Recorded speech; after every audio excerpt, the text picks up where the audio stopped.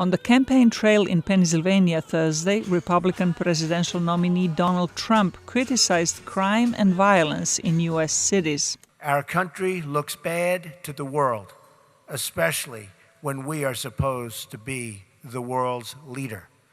How can we lead when we can't even control our own cities? Trump blamed the situation on illegal drug trade and promised to restore law and order in the country.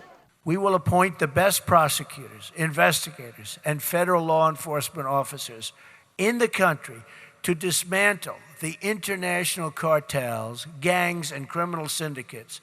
And I will stop the drugs from flowing into our country and poisoning our youth and many other people. His Democratic rival Hillary Clinton addressed the incidents Wednesday in Orlando, Florida, calling the deaths of 2 more black men unbearable. But she also praised the police efficiency amid last week's terrorist activities in New York, New Jersey, and Minnesota. Clinton was not campaigning on Thursday, but her vice presidential nominee Tim Kaine spoke in Reno, Nevada. There is a need to build better bridges between law enforcement and the communities they serve. Hillary and I understand that. We want to invest in training that will strengthen relationships.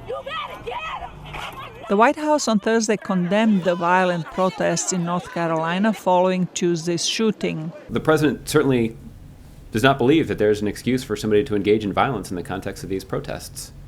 But the president also, just as a practical matter, believes that these protests are much more effective and much more likely to have an impact when they're peaceful.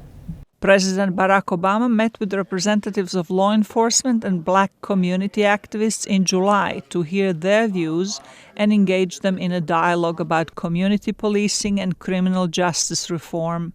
Zlatica Hoke, VOA News, Washington. They should not be calling me.